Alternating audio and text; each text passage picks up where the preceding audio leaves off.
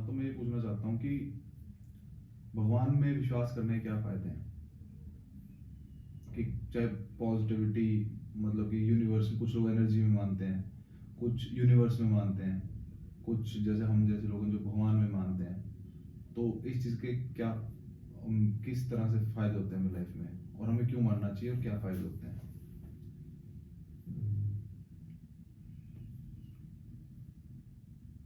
भगवान में बिलीव रखने के क्या फायदे हैं लाइफ के अंदर? मैं कहता हूँ लाइफ ही नहीं है भगवान में बिलीव रखने के बिना। अगर इंसान की जो लाइफ है ना, वो ईश्वर में बिलीव रख के ही पूर्ण होती है। भगवान में विश्वास रख के। ईश्वर को मानने का ढंग अलग अलग हो सकता है सभी का। कोई इसे एनर्जी के रूप में मानता है, कोई इसे एक असीम शक्ति के रूप में मानता है। लेकिन ये जो मानने वाले लोग हैं ना, ये अलग अलग क्यों मानते हैं, इसके पीछे समझो। फिर मेन बात तो चीज एक ही है, उसको अलग अलग नाम से अलग अलग रूप से जाना जा रहा है। जहां से उसने नॉलेज गेन की है, वो वहां से उसका बिलीव सिस्टम बन गया। मेन तो बिलीव बिलीव क्या है, जहां से उसकी नॉलेज आई वही उसका बिलीव है। बिलीव का कोई आधार नहीं है। हाँ, बिलीव का कोई आधार नहीं है। जहां से उसने अर्न किया नॉलेज, वही उसका बिलीव है। जानते हुए ना झूठी भी हो जानते सकती, हुए। झूठी भी हो सकती है, वो सच्ची भी हो सकती है। बस। अच्छा, वो जितनी सच्ची होगी इतना वो पॉजिटिव नजर आएगा सोसाइटी के अंदर। और अगर कम पॉजिटिव होगी तो वो मजाक का पात्र हो जाएगा। अब किसी तो कुछ नहीं पता, बातें बड़ी बड़ी करते हैं। बस ये है। फिर और ये सीखते सीखते फिर वो भी उस जोन को क्रॉस कर जाता है। क्योंकि ये सीखने का ही पीरियड होता है। कोई आदमी एकदम से तो ट्रेंड नहीं होता, नहीं जान सकता, कुछ भी नहीं जान सकता। स्कूल में भी हम जाते हैं तो कहाँ से शुरू होते हैं, कहाँ पहुंच जाते हैं, सभी को पता है। इसलिए भगवान का भी कॉन्सेप्ट है। अगर मैं आपसे पूछूं कि आपको अपनी लाइफ में क्या मिले हैं पर्सनल बेनिफिट, वाला कुछ भी एनहांसमेंट लाइफ में एज अ ह्यूमन बीइंग, तो आपका लाइफ के सबसे बड़े चेंजेस क्या हैं भगवान में बिलीव करने के, या कुछ प्रैक्टिसेस के भगवान से रिलेटेड बिलीव करने के? तो आपने तो देखे होंगे अपनी लाइफ में जो चीज़ें। हाँ, मैं अगर अपना एक्सपीरियंस शेयर करूँ भगवान में बिलीव करने का, पहले तो थोड़ा सा मैं यही करेक्ट करना चाहूँगा। भगवान को और परमात्मा में, इनमें भी अंतर है। जैसे आत्मा और परमात्मा में अंतर है ना, ऐसे भगवान में और परमात्मा में भी अंतर है। भगवान तो कोई भी बन सकता है, लेकिन परमात्मा कोई नहीं बन सकता। परमात्मा में तो विलीन होना पड़ता है। जैसे नदियां, जोड़, छोटे तालाब, जल के अनेक हो सकते हैं, लेकिन समुद्र तो एक ही है। समुद्र एक है। समुद्र में से जो छोटे छोटे बने हैं, उनके अनेक हो सकते हैं। भगवान भी एक ऐसी चीज है। जब आत्मा इंसान की योनि से आत्मा को जाना जा सकता है, और वो आत्मा का ही एक नेक्स्ट लेवल है जिसको भगवान का दर्जा दिया गया है। वो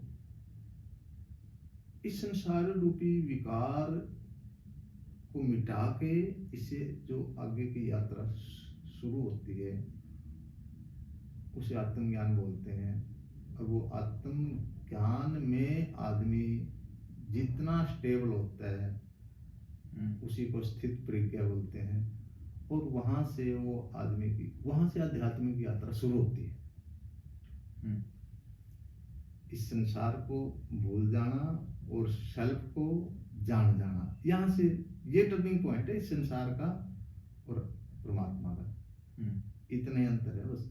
जब वो अपने में स्थित होता है तो परमात्मा की यात्रा पे चल पड़ता है, और जब अपने से इस संसार में स्थित होता है, जिसे जीव भाव बोलते हैं। वही जीव है, वही आत्मा है।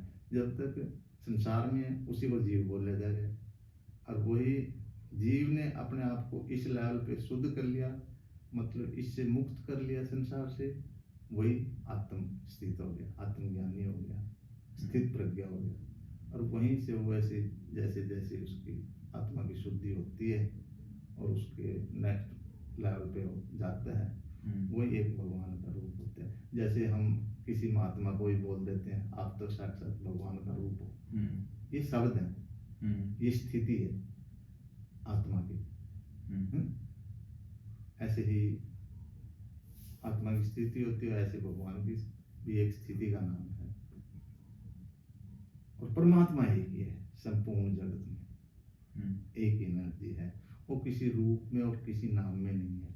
ये तो सभी साधकों के अपने भाव हैं, जिस जिस नाम से उसे पुकारते हैं। जितने भी परमात्मा के नाम हैं, उन नामों के पीछे अगर आप सोच के देखोगे, वो नाम इस तरीके से हैं,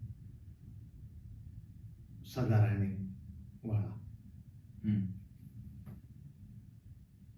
वो नामों के पीछे ही है, जो आज भी था, कल भी था और आगे भी रहेगा।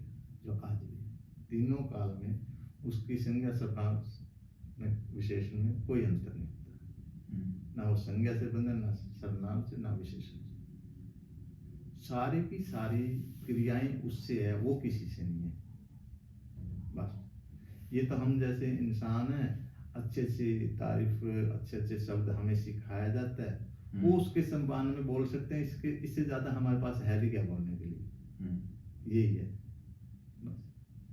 जितना पढ़ा लिखा इंसान है वो और अच्छे शब्द जानता है, और ज्यादा अच्छे से एक्सप्लेन कर देता है, बस वो बोल देता है, इससे ज्यादा कुछ नहीं। बाकी उसके बारे में बोलना नहीं जा सकता। ये तो जीव की भावना है कि बोलना चाहता है वो कुछ न कुछ। बस जैसे हम गुरु जी की कोई भी मतलब तारीफ करें या मान सम्मान करें, हम शब्दों में मतलब कुछ न कुछ बोलना पड़ता है। जैसे पेरेंट्स को भी हम बोलते हैं, तो भावना में तो बोलते हैं कि मेरे पेरेंट्स ही मेरे भगवान है। ये एक दर्जा होता है भावना का, बस इससे ज्यादा तो कुछ नहीं होता। मतलब मुझे ऐसा लगता है कि जो पॉजिटिविटी वगैरह ये लॉजिक से शायद थोड़ी कम आती है, और अगर हम किसी पॉजिटिव एनर्जी, चाहे भगवान का नाम ले लो, किसी का नाम ले लो, उसको सिर्फ बिलीव करने से ही आपके अंदर काफी चेंजेस आते हैं। ये जो आपने बिलीव की बात कही थी, शायद मैं उस टाइम वहां से छोड़ गया इसको। मैं बताना चाहूँगा आपको, बिलीव और अनुभव ये दो चीज है। बिलीव क्यों करते हैं हम किसी चीज पे? क्योंकि हम जानते नहीं, हमारे पास रास्ता क्या है बिलीव करने के लिए? हम बिलीव ही करेंगे। बिलीव के लिए दो ही आदमी योग्य बताए हैं, एक उसके पेरेंट्स, एक उसका गुरु। गुरु अगर आत्मज्ञानी हो, बस फिर तो बिलीव का मतलब बिलीव ही हो गया। बस बिलीव और सच्चाई एक ही होगी। फिर वो मतलब अगर वो आंख मीच के भी बिलीव कर ले तो भी खतरा नहीं। इसलिए वो बिलीव करने से पहले इस बात पे बिलीव करे कि मैं जिसको गुरु धारण कर रहा हूँ वो किस दर्जे का है। अब यहाँ संसार में यही तो है ना, अब लोग कि खुद का जो लेवल होता है वो बहुत ज्यादा कम होता है, उससे अपने से दो कदम ज्यादा वाला भी गुरु ही दिखता है। जैसे बच्चे को चौथी क्लास के बच्चों को 7वीं क्लास वाला टीचर जैसे ही लगता है, उसको सारी बातें बता रहे हैं, बस उसे पता नहीं अभी ये खुद क्या है, लेकिन कितने ऊपर तक पीएचडी कहाँ तक। हाँ, बस उसे तो कुछ नहीं, लेकिन उसके लिए तो बहुत कुछ है। तो यहाँ यही फंसेगा संसार में। अब ये जगह जगह जो लोगों ने दुकानदारी चलाई हुई है, सिर्फ इसके पीछे यही है, क्योंकि उनके पास बिलीव करने के अलावा कुछ साधन ही नहीं। लेकिन मैं ये कहना चाहूँगा, बिलीव करके आप जिस पे भी आपने बिलीव किया वहाँ से कुछ सीख के और उसको वहीं छोड़ के फिर उससे नेक्स्ट लेवल पे जाइए और अगले में फिर बिलीव करिए। आंख मीच के नहीं, बिलीव जरूर करना, लेकिन सावधानी के साथ करना। बस विश्वास में और अंधविश्वास में यही फर्क है। नहीं, पर सबको तो अपना विश्वास विश्वास ही लगेगा ना, किसी को खुद थोड़ी पता लगेगा कि मेरा अंधा है सच्चे वाला है। मेरे हिसाब से तो सारा कुछ ठीक था वो। नहीं नहीं नहीं, जब तक वो हमें कोई बता रहा है, वो हमारे अनुभव में नहीं आया और सत्य उसमें निकले ही नहीं, वो बिलीव नहीं। वो तो बहुत लेट पता चलेगा। मैंने कोई चीज़ बिलीव करी, मैंने प्रैक्टिस करी किसी की बताई हुई, वो तो मेरे को बहुत देर बाद पता लगेगा कि ये सत्य था नहीं था। हाँ, तब तक तो सावधान रहना, यही तो बात है ना, तभी तक तो सावधान रहना ना।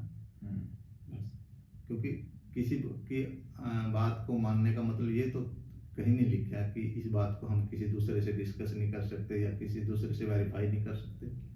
ये भी तो है ना। गुरु का मतलब ये तो नहीं है कि हम दूसरे से बात ही ना करें, बस उसी की बात पे विश्वास करें।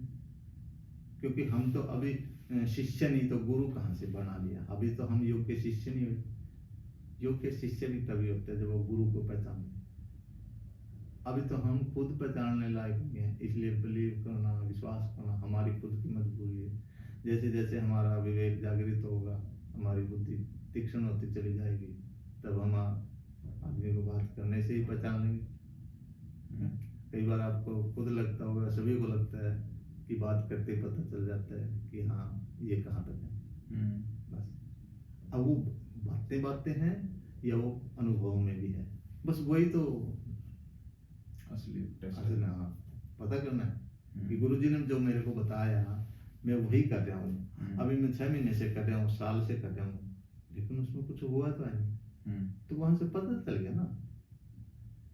बस, और फिर सबसे बड़ी बात, जो बात मुझे सिखा रहे हैं क्या इनको आती है? वो क्या इन्होंने उस मंजिल को पा लिया? नहीं, पर इसमें तो ये भी लॉजिक लग सकता है ना कि जैसे सचिन तेंदुलकर के कोच इतने बड़े क्रिकेट नहीं थे, पर सचिन तो बनाया ना उन्होंने, ये तो वो बात होगी। हाँ, तो वो जिस चीज को सिखा रहे हैं वो उसके गुरु को आती है ना। ये भी तो देखो ना, मेन बात तो ये होती है कि जो उसको सिखा रहे हैं उसको आती है ना।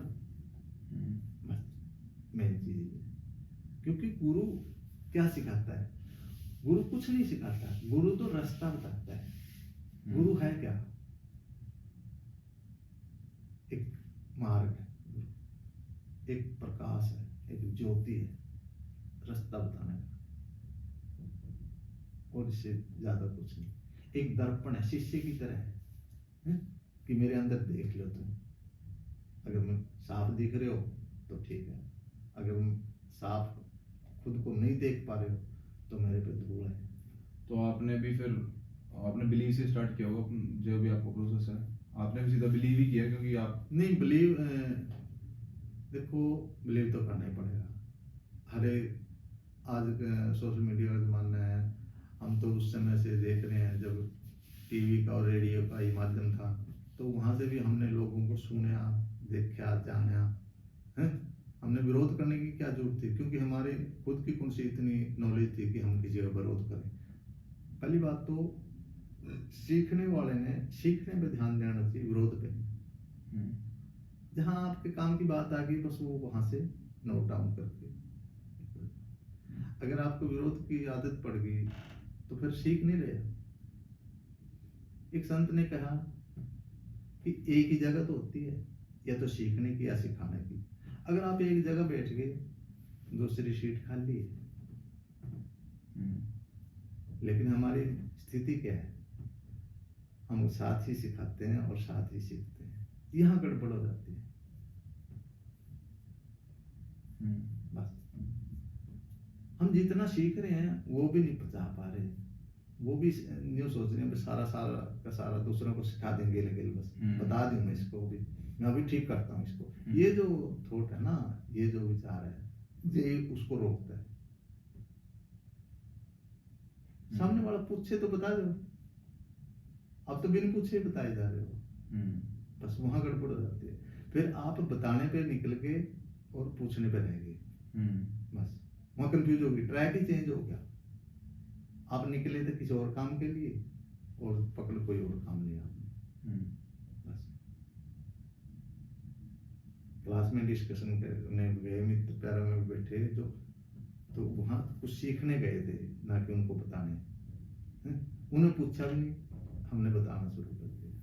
तो क्रक्स यही है कि बिलीव करो, हाँ। समझदारी से करो, हाँ उसको फिर ट्रैक करते रहो। हाँ, बस उसको जैसे जैसे आप उस तर्क पे खरे उतरते जाओगे, हैं, अनुभव में आते जाओगे, तो बस वो फिर तो ठीक है मतलब। हाँ फिर आप रास्ते में हो।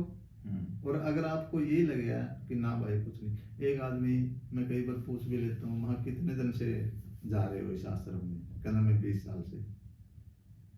तो मैं 20 साल से जा रहे हो, क्या सीखे? अब सीखना क्या था? सीखा तो है नहीं कुछ, कंट्रोल तो हुआ नहीं किसी चीज। जब आपके भाव नहीं बदले, बस किसी के प्रति, किसी बात के प्रति गुस्सा होना थोड़ा बहुत नेचुरल स्वभाव है जीव का, ये नहीं मरता। आत्मज्ञानी को भी गुस्सा आता है, क्योंकि वो बात का विरोध में आता है। आत्मज्ञानी संत को इसलिए साधक की बात पे भी गुस्सा आता है कि तो सीखने आया है कि मुझे सिखाने आया है। गुस्सा होना कोई बड़ी बात नहीं होती।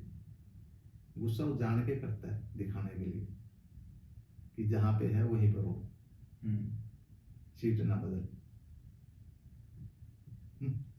इसलिए उसका गुस्सा फिर साथ ही शांत हो जाता है। इसलिए वो जान के करता है। उसका एक्चुअल गुस्सा नहीं होता, नफरत नहीं होती उसके गुस्से में, ईर्ष्या जलन नहीं होती अपने साधकों के प्रति, बिल्कुल नहीं होती। वो उनको ऐसे ही ट्रीट करता है, वो जान के डांटता है उनको भी। योग्य हो गया तो रह जाएगा, और अयोग्य होगा तो 2 डांट से निकल जाएगा। मैंने भीड़ को क्या करना है, ये एक गुरु के लक्षण होते हैं। वो बजाता है उनको, चेक करता है, बस भाई ये पूछने वाला है, ये अपने कल्याण के लिए है। ये एक गुरु की अलग अलग होती है।